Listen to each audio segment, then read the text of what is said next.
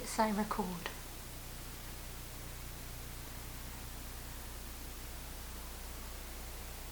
Okay.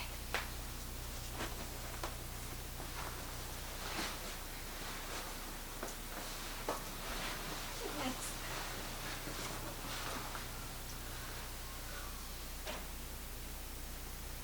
So here we go.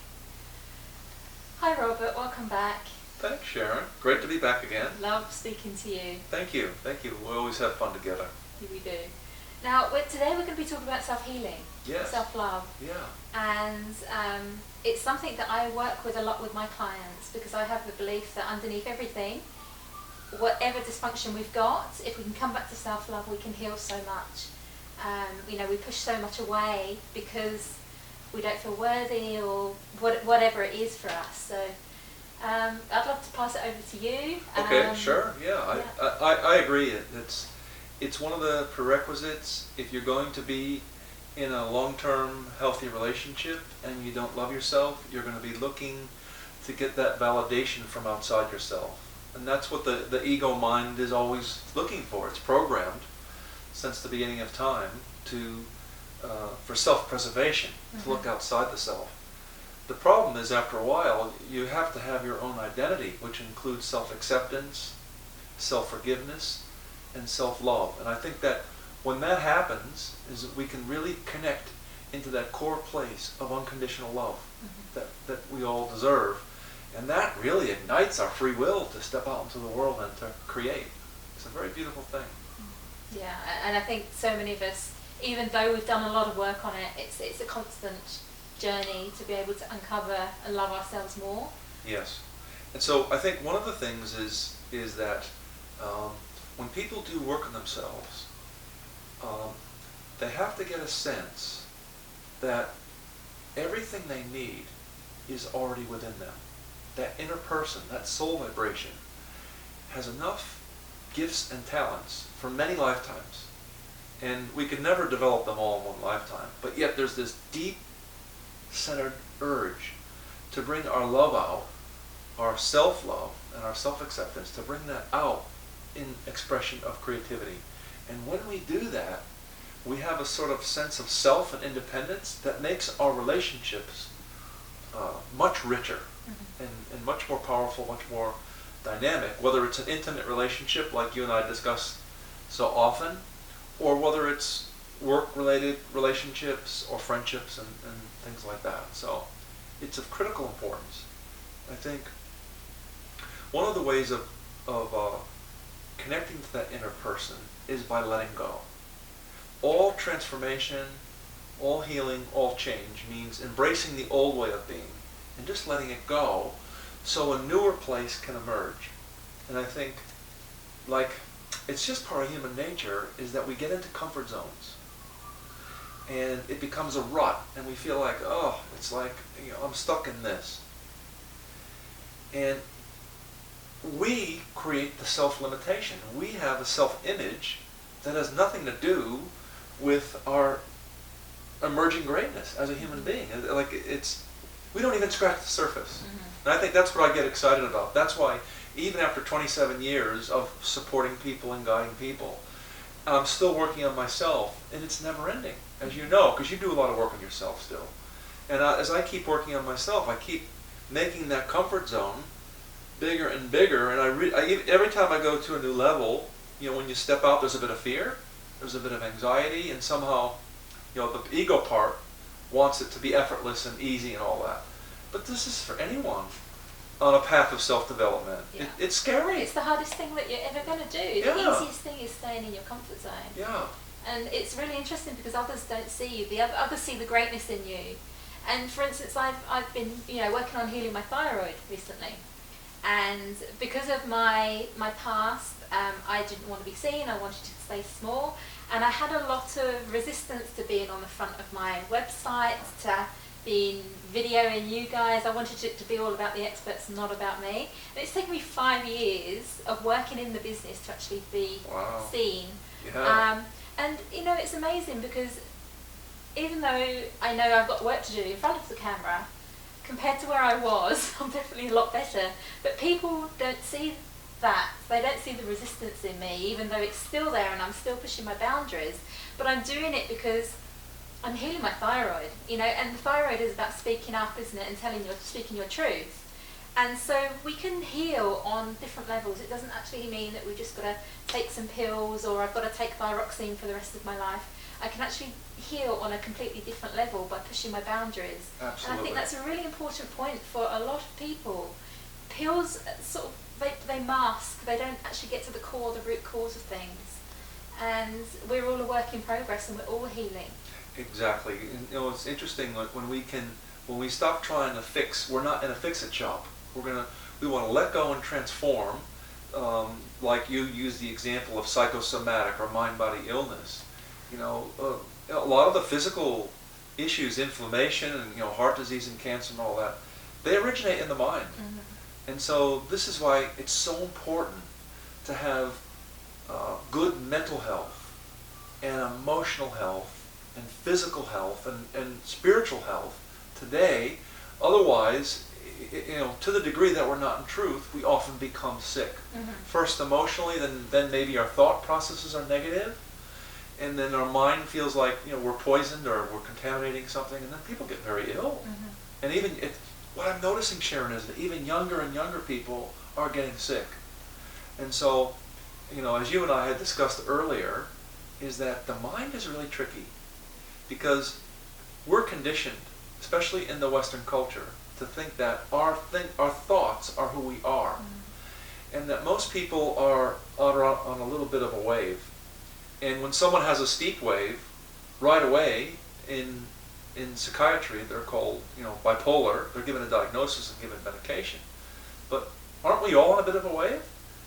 We're on these cycles, and I think that mind that we think sometimes is all we are, one day is our best friend, the next day is our worst enemy. Mm-hmm. So if I'm having a good day or a good week, the mind is saying, "Oh, Robert, you're a superstar, you can do anything."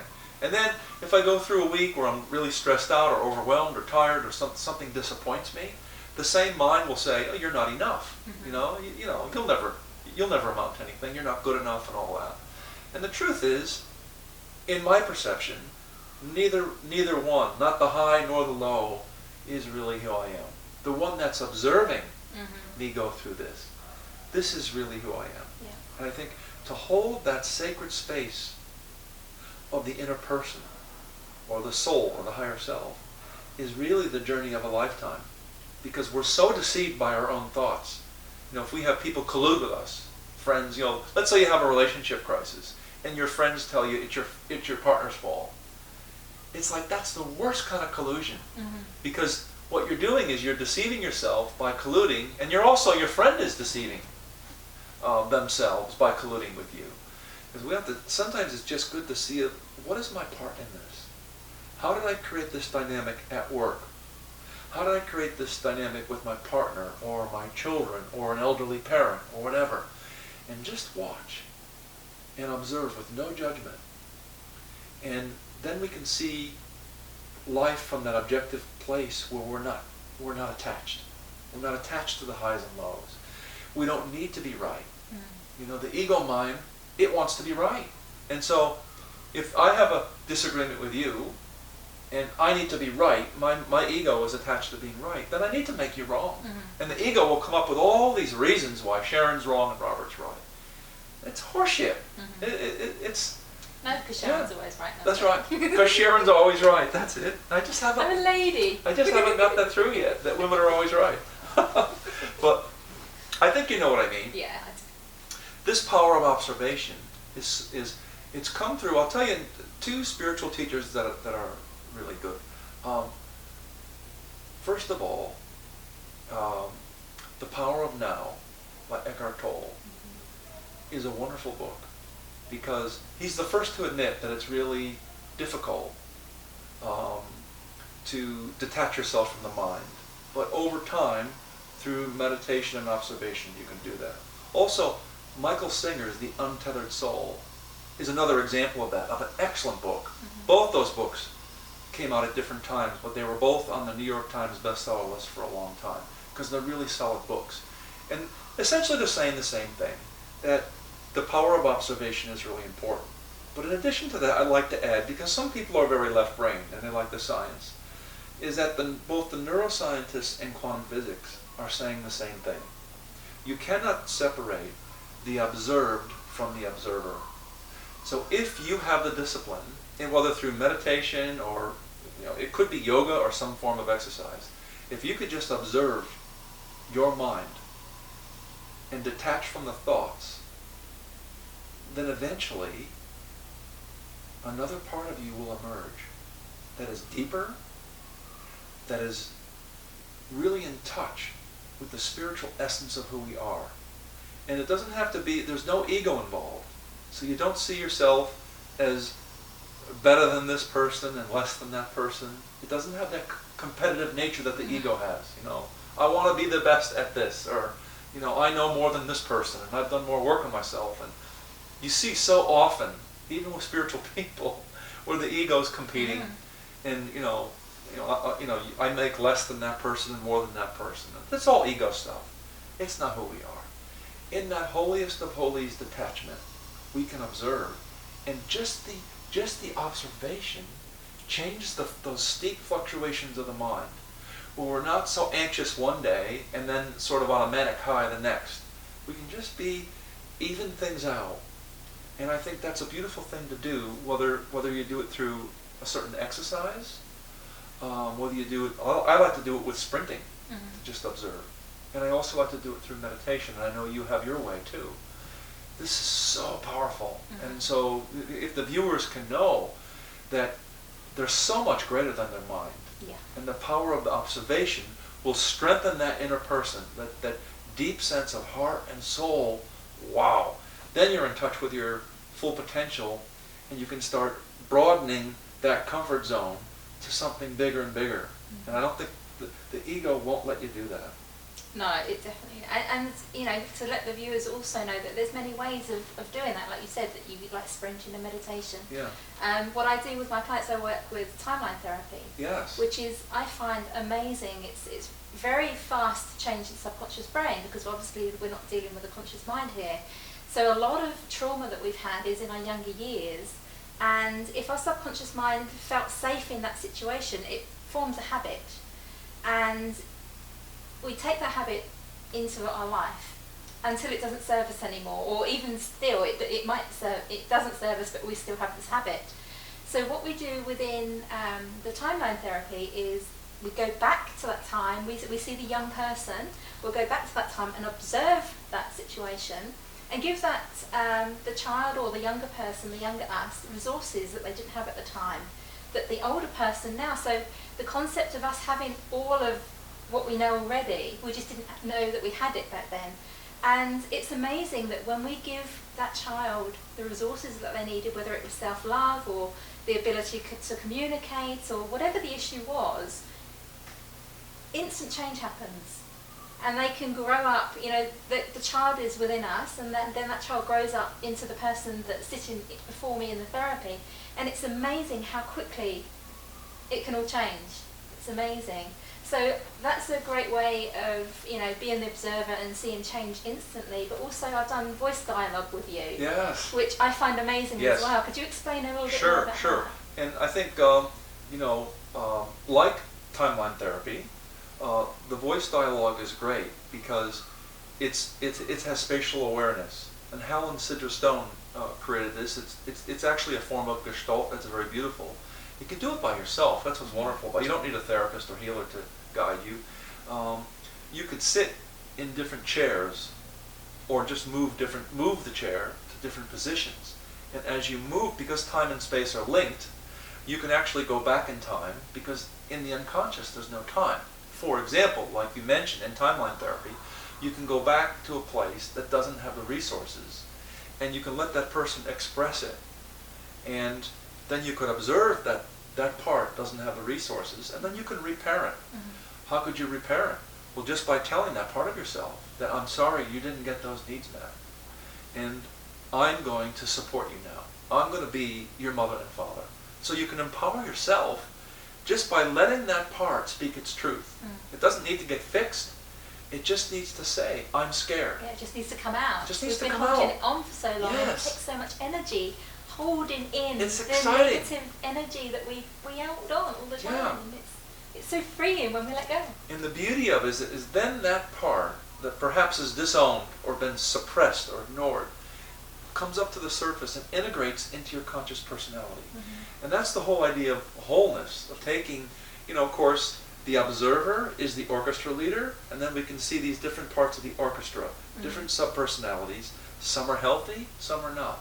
It doesn't matter, because we need all of them to come home. Yeah. The whole cast of the orchestra to come home and be integrated. And we, as the observer or the orchestra leader, can create wholeness within ourselves. That's very powerful. And you can do this in just 5-10 minutes a day. Yeah. It's not like you have to drive somewhere or go on a bus for a half hour to get to your therapist. And these are things that you can do on your own by yourself. The power of observation through meditation, or even like sprinting, as you mentioned, or having different sub-personalities that are hurting come out and express the deep pain, or the anger, or the negativity, or whatever darkness or shadow material we haven't integrated, bring it out as often as you need to. And so it's a beautiful practice, and it enables us to strengthen the observer to realize that, yes, that's a part of me, but that's not me. Yeah, and it's something that just popped into my mind, and I've never done it, but you can mix different types of therapy. So when I'm working with clients who have physical problems, you could do the same. You could put a shape or a colour to the physical problem. So for me, it could be my thyroid. That you could sit that in a chair and talk to your thyroid. Absolutely. And it could be done with any organ. Yeah. And quite often in the therapy that I do is once I could have a blue square there saying that's my thyroid. But once the healing's happened, it changes shape. And so you really tell that change is occurring. Yes. It's really, really powerful. Yes. So you can do this whether it's self-love or whether it's any type of healing. These are very simple techniques that you can do at home. Yes. And so, if you could look at it, the way the Zen Buddhists look at it is that, everything we do is a meditation. I'm washing the dishes, I'm just in the present moment observing. I'm driving somewhere, I'm in the present moment observing. I'm talking to a friend on the phone, and I'm just observing the conversation. We can always stop and observe. That creates detachment. And also, one of my teachers, spiritual teachers, Meister Eckhart, who was a medieval mystic, he said the ability to detach allows us to explore the inner world with no limitations. The ego always wants to put a limitation on things, when actually we have no limits. So I think this is so important to observe, to detach and not be attached to the outcome. So things that happen are neither good nor bad. They just are what they are. And the more we strengthen these powers of observation, the more detached we become, the freer our spirits become. And when that spirit comes out, we can explore anything. A new business, a relationship, being able to observe and confront what's not in truth with psychosomatic illness or mind-body illness that you talked about with the thyroid. Very exciting what our potential is when we're not trying to force it or make it happen. Yeah, it's very, very true. So if you could give somebody a tip, so say somebody's watching and they're not really feeling much self-love right now, and they know that that's the core of where they need to change whatever avenue they're looking at, what would be, the top 3 tips that you can give them? Okay. The top 3 tips are this. I believe that we all came from the light and a place of unconditional love. We come into these bodies, into specific families for specific reasons, to learn lessons. The most important lesson we have to learn is that we have free will. Whatever has happened that we've created, and if we created something that we don't want, through the powers of healing, transformation, observation, then we can shift into a new place, into a new vibration. And we want to return again and again to a state of unconditional love. I think 3 things are important that person could explore with healing. One is the idea of getting involved with forgiveness. So the power of self-forgiveness and the power of self-acceptance and the power of self-love. They're really important. And how would you do that? It's a letting go process. You might never be able to forgive what someone has done to you. Or maybe Or should do. or should do. Yeah. And maybe you can't ever forgive of something that you did yourself that you regret. But you could forgive that person. And you could forgive yourself. Maybe not what they did or what you did. That is so powerful. Because it allows you, if you can't forgive the past, Sharon, then you won't forgive the future. You'll just recreate disappointment. The second thing is self-acceptance. If you can accept where you're at, you can go to a new level. If you don't accept where you're at, you have no foundation to build a new you. If you've rejected your past, then no matter how much work you do on yourself, it'll never be good enough. So self-acceptance is like accepting the journey, Yeah. that you are here right now. Yes. If we're at the destination, we'll probably be dead. Exactly. You know? So it's like just It never accepting ends. we are here Yeah. right now. And if we look back to where we used to be, whatever we're working on, we all would have changed. Yes. So just accept where we are right now. And I think those prerequisites, that the self-forgiveness and the self-acceptance lead to the third one, which is self-love.